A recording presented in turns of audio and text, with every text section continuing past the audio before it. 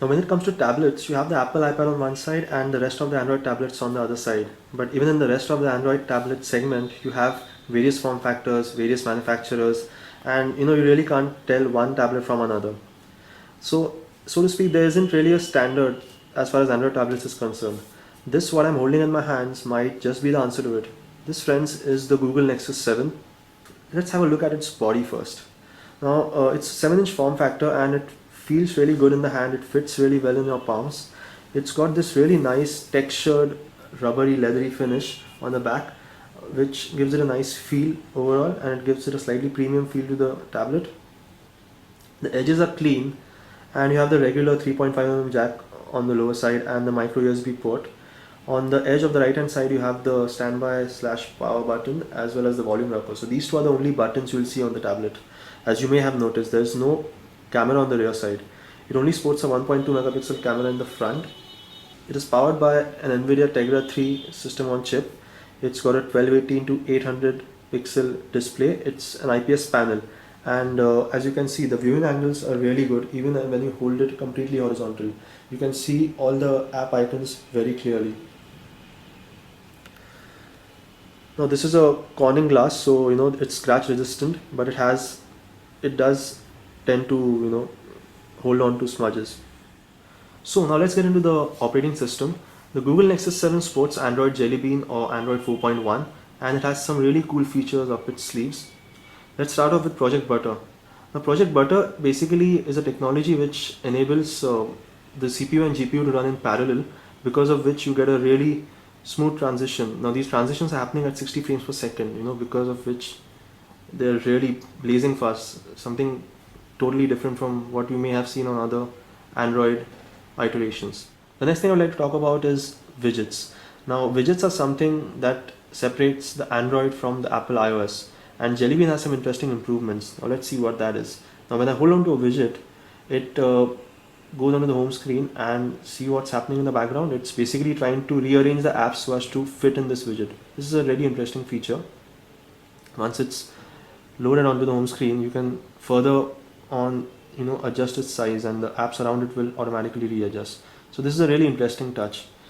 Moving on, we would like to show you notifications, which is the next improvement in Jelly Bean. Now notifications, as you can see, are stacked one below the other, and you can actually use a 2-finger gesture to actually see what's within a notification. So that's an interesting touch. If you want to remove a notification, you can just swipe it off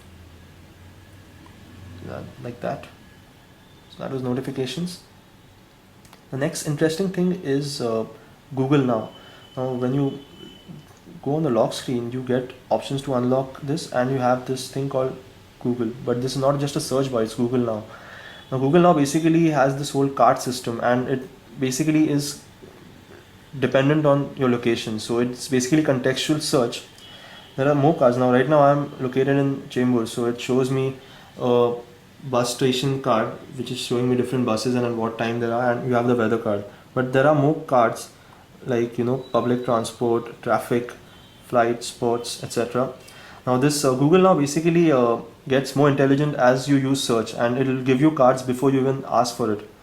It also has improved its voice search, so it gives you really interesting results, or it gives you cards when you do voice search as well.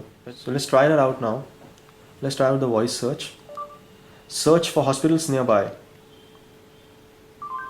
Oops, it's not searching for hospitals. Let's try it again.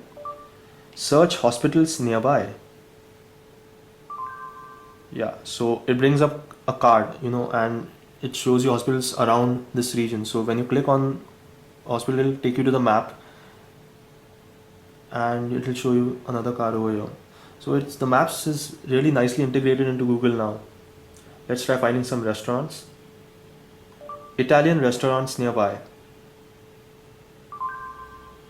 Okay, it's showing Italian restaurants around me. You can also use this to set reminders. So set an alarm for 9 o'clock. Setting alarm. So yeah, that's another thing. You can play music directly. Moving on, there are some other features on the tablet. Now Chrome is the default browser in this. Now we are all familiar with Chrome, so it brings the tab browsing goodness to this tablet. Gaming is where this tablet really shines. thanks to Tegra 3. Let's try to play a game.